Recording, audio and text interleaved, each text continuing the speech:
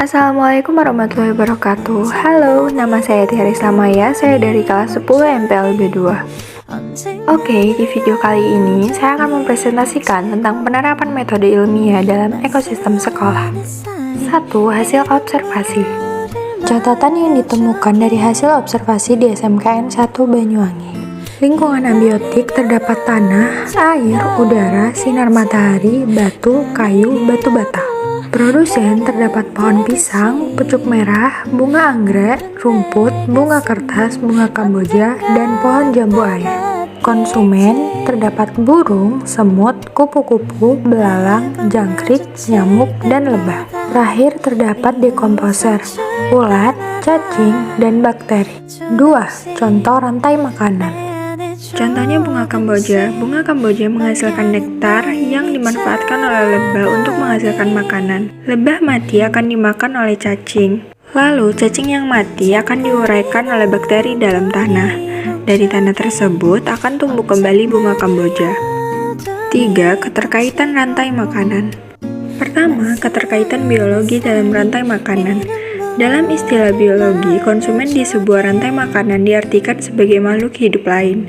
Konsumen menggantungkan hidupnya dengan makhluk lain karena tidak memiliki kemampuan untuk menghasilkan makanannya sendiri. Kedua, keterkaitan kimia dalam rantai makanan. Ilmu kimia memiliki manfaat penting dalam bidang pangan, terutama dalam industri makanan dan minuman. Pengawetan makanan dengan pengasinan, pengalengan, dan pengasaman menggunakan prinsip ilmu kimia untuk mencegah rusaknya makanan akibat aktivitas enzim maupun pertumbuhan zat mikroba pengurai makanan. Ketiga, keterkaitan fisika dalam rantai makanan. Selama rantai makanan terjadi dalam sebuah ekosistem lingkungan, terdapat aliran energi dari satu organisme ke organisme yang lain. Aliran energi diperlukan agar ekosistem tetap terjaga keseimbangannya. Perpindahan energi memang benar adanya. Pasalnya, di dalam ilmu fisika dikenal hukum termodinamika yang menyatakan bahwa energi tidak dapat dimusnahkan, melainkan akan diubah menjadi bentuk energi yang lain. Selain rantai makanan, pola aliran energi tersebut dapat diwujudkan dalam bentuk jaring-jaring makanan, piramida ekologi, hingga siklus biogeokimia. Semakin besar pola aliran energinya, semakin rumit dan kompleks makhluk hidup yang berinteraksi di dalamnya. 4. Komponen ekosistem. 1. Produsen merupakan makhluk hidup yang dapat membuat makanannya sendiri. Produsen juga dapat dikatakan sebagai makhluk hidup yang mampu mengubah zat anorganik menjadi zat organik. 2. Konsumen dapat diartikan sebagai makhluk hidup yang menggantungkan hidupnya pada makhluk hidup lain. Konsumen menggantungkan hidupnya dengan makhluk hidup lain karena tidak memiliki kemampuan untuk menghasilkan makanannya sendiri. 3. Individu adalah satu organisme tunggal yang hidupnya berdiri sendiri dan bersifat bebas. 4. Populasi adalah sekumpulan individu dengan ciri-ciri yang sama dan hidup di tempat yang sama. 5. Komunitas adalah sekumpulan berbagai macam populasi makhluk hidup yang hidup dalam suatu wilayah tertentu. Suatu komunitas tersusun dari semua populasi yang hidup dan saling berinteraksi antara satu dengan yang lain dalam suatu wilayah dan waktu tertentu.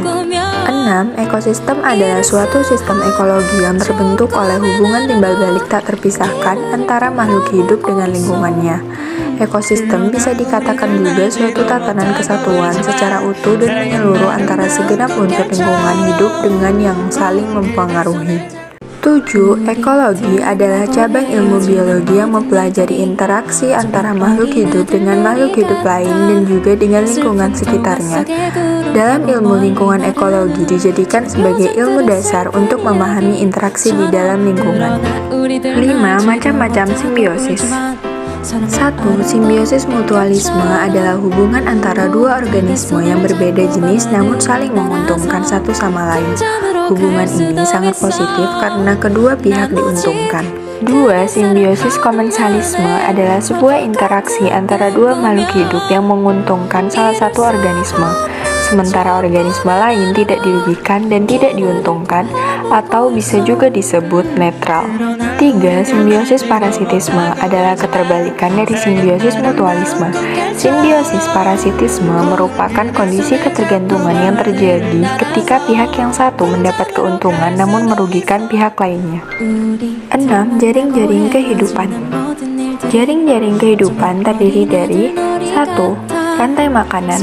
Rantai makanan adalah suatu ekosistem makhluk hidup, yaitu perpindahan energi makanan dari sumber daya tumbuhan melalui jenjang makanan di mana suatu organisme memakan satu sama lain untuk mendapatkan energi dan nutrisi dari organisme yang dimakan. 2. Jaring-jaring makanan.